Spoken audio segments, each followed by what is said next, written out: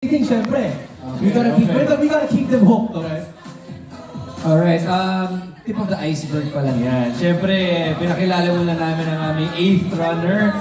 Madami pa yan. I think towards the end, yung last few segments, yung nasa bus na, yung nasa beach, yan. Simula na yan. Nabitin nga kami ng konti eh. So, I'm very, very excited. Patikim pa lang yan kung ano yung mangyayari. And at least for me, I love watching us as a group. Masaya lang. Nakakatuwa. Nakakatuwa rin yung editing. Lagi natin sinasabi yun. So, I enjoyed it very much and I'm very excited para mapanood ng mga kapuso natin. Alright, o diba? So marami kayong aabangan sa mga upcoming episode. And once again guys, sa mga nandito, paalala lang, I hope you did not record and don't spoil the fun this coming May 11. Up next, let me ask Liza this question. So, obviously, you've been with them for, this is second season, and of course, you have a new runner. Meron ka ba mga nadiskubreng bagong bagay tungkol sa isa't isa? So, nalaman mo ba, okay, mahilig pala siya sa ganito, takot pala siya sa ganito. Did you discover anything with your fellow runners, or even yourself, di ba? Napakarami. Oh, okay. Thank you so much. Sino ba? Siguro si Cap unahin ko. Si Cap, nakita niyo naman po sa first episode, napaka-business-minded. Yung one, di ba? Oo, pinagkakitaan niya na po kaming lahat. Actually, parang pa-manager na nga po yung datingan niya sa amin. Kasi nahainan kami ng 50 million eh. So gumana ka agad yung utak niya. Magaling si Cap sa numbers. Ayan. Sa pera. Masinop ba? So yun yung mga natutunan mo about your fellow runners, isa sa kanyang mga skills and traits. Okay, salamat sa yung sagot. I'll ask Lexi naman. Nakita natin sa pilot pa lang, from the airport, you went to the beach, and in fact, sa OBD, may mga nakita tayong iba't ibang places sa Korea. So, isang patikim sa ating mga nandito sa Studio 7, ano ba yung iba't ibang lugar? Alin doon yung pinaka-paborito mo at bakit? Without spoiling kung ano ginawa niyong mission doon, pero ano yung aabangan nilang lugar na na-feature niyo dito sa Well, sige, you can describe it na lang if it's a location close to the DMZ, parang border ng North Korea and South Korea. Makikita niyo dun sa trailer namin na may... Wow, gulat na gulat, buboy. Gangwan ba yan? Hindi. Anyway, para po klaro, basta yung border po ng North Korea and South Korea, ang episode, ang tema po namin dun military.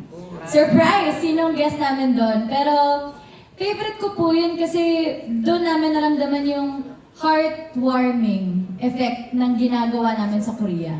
And the making of Running Man Philippines. From season 1 to season 2.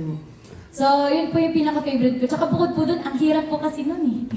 Grabe po, physically challenging po yung episode na yun. Kaya sana abangan nyo. Bandang dulo-dulo na po yun. So kung ano man yun, we won't spoil it, but abangan nila dito sa season 2 ng Running Man Philippines. Up next, we have, of course, Buboy. Buboy, ang katanungan ko para sa'yo, marami nangyari dito, and of course, you're very well-known sa magaling magpatawa. Ano yung mga memorable moments sa'yo na aabangan ng ating mga kapuso? English daw sabi ni Buboy. Pwede ka po salitin ng Tagalog? Oo naman, sige. Joke lang po. Hindi. Actually, napag-usapan natin to, Boss J, parang nakaraan. Na parang nagre-reminisce po kami kung ano po ba talaga yung masaya. Sabi ni Boss J, halos lahat kasi talaga masaya. Tapos yung iba po nagtatanong lagi sa amin, or kadalasan, sino po ba yung ultimate runner? Yun lagi yung tinatanong sa amin. Para sa amin, para kay Boss J, naliwanagan ako na parang hindi yun yung parang ultimate runner ang pinaka, alam mo yung question. Ang question is, nag-enjoy ba kayo? Ang sagot ko po doon, araw-araw kami nag-e-enjoy. Kahit po na maaga po kami na, uy, bulong-bulong ka dyan. Sensya na po, distract ako this guy. This guy, you know. So, gumigising kami ng umaga, 4 a.m., minsan 3 a.m., para gawin yung mga missions or yung mga laro na gagawin namin. Kasama yung mga runners. At syempre, kahit nung kasama ko si Miguel, sabi ko, wow, iba rin pala yung dynamics nung nakasama rin namin si Miguel. So, itong season 1 at season 2, magkaiba. Iba yung palo nitong winter talaga. sobrang, alam mo yung, wow, surreal. Surreal. So real. So real. Yes, that's all. Thank you. Thank you very much, Roy. Up next, Ebek, natanong ko, may mic na rin naman siya. Kokay, sa trailer pala nakita natin maraming mga bisita na sumama syempre sa inyo. Without again spoiling anything, sino ang pinaka-paborito mong naging guest o bisita ninyo dito sa season 2 ng Running Man? Ako naman, lagi ko sinasagot ko, for sure, karamihan sa amin. Parang tayo rin naman ata lahat. Si Haha, syempre. Sa mga hindi nakakaalam kung sino si Haha ay OG runner lang naman from Running Man Korea. So nung na-meet namin siya, huwag na, baka ma-spoil kayo. Pero, wait ko, bigil na, wait lang. Sobrang na-surprise kami. As in, ano kami nun focus kami, biglang lumabas siya, tapos yun lang, baka ma-spoil na. Gundal lang. Okay, maraming Sila boss, mahirap na. Mahirap. May mga executives tayo dito, no? Okay, up next we have Angel. Siyempre, ang katanungan ko naman sa'yo ay almost 2 months. 1 month, more than 1 month, almost 2 months kayo nag-shoot. Almost 2 months. Ano yung siguro yung naging, how do I put it, paraan mo para pag-cope sa weather, yung bagong lifestyle? Kasi nasabi ni Buboy, gumigising kayo maaga pa lang, 3, 4. What was the lifestyle para lang maintindihan ng ating mga kapuso to be part of this show?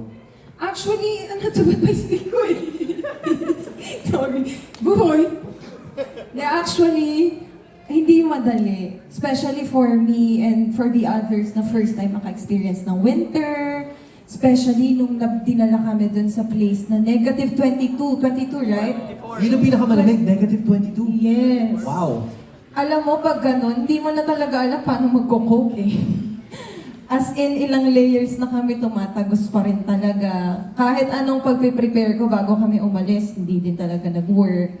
So, gagawin mo na lang, enjoyin mo na lang. Diba? And since kami, nag-enjoy lang din naman kami with the missions, makakalimutan mo na rin yung lamig. Oo, kahit nandyan lang siya, ramdam mo, pero at least nalilibang ka. With the heat pack. Heat Yun pack lang. ang kasagutan. Yung mga heat pack. Hindi pa. Bubuhay kami sa heat pack. Sa heat pack. So, importante yan, lalo sa kanyang kalamig na klima, heat pack, heat tech. Okay, and finally, of course, our newest runner, Miguel Tan Felix. How was it being part of the show? Siyempre, from season 1, di ba, bagong salpak ka. How was it coming in as a newcomer, as a new runner, joining this amazing group of people? Ano yung naging experience ko with them? Hindi ko in-expect na magiging ganito kasi yung buong 43 days ko sa Korea. Nung una, iniisip ko, my God, 43 days? Kaya ko ba yun? Malulungkot ako. Ang dami kong mamimiss sa Pilipinas, yung pamilya ko, mga kaibigan ko. So parang sa akin, hindi po kayo sa loob kung pumunta ng 43 days. Parang masakit, mahirap umalis sa Pilipinas. Pero, nung nakapag-adjust ako, nung naging close kami lahat, doon na parang ayoko nang umuwi. Di naman sa ayoko nang umuwi, pero sobrang dali ng mga araw. Parang hindi siya 43 days. So, Kasi time flies when you're having fun with this amazing sobra. group. Hindi mo na malayan. That's right. So, yung bago ako pumunta ng Korea, iniisip ko, trabaho yung pupuntahan ko. Pero hindi ko naramdaman na yung trabaho ako during the 43 days. At yun naman talaga yung masarap na trabaho. Yung Yes. nag-enjoy ka lang, hindi mo mararamdaman yung stress and It's everything. true. Alright, thank you so much guys for answering those questions. Pero syempre marami pang mga gustong magtanong about this season. So now let's proceed to, of course, to the main event, our question and answer portion. Nag-evolve yung diskarte, especially yung mga runners from season 1. Kita mo na nagbabago yung diskarte ng mga tao. And then tuwa-tuwa ako dito kay Miguel. Siyempre, ngayon ko lang siya nakasama sa Running Man. Lumabas rin yung diskarte niya, nakakaiba din. Talagang very malinaw. Malinaw kung ano yung diskarte ng bawat runner. Kaya natuwa So ako. lahat sila may identity pagdating sa discard. Meron talaga, meron. Pero actually, nagbabago-bago yung diskarte. Oo, Kasi nagbabago-bago din. dumarating siya at the right time eh. May build up yung mga diskarte eh. Minsan kapag hindi nag-work yung isang diskarte, sa another taping day, ibang diskarte naman. O minsan makikita mo, uy, parang maganda diskarte niya. Kunin ko kaya. Gagayahin mo. Gayahin ko kaya yung diskarte niya.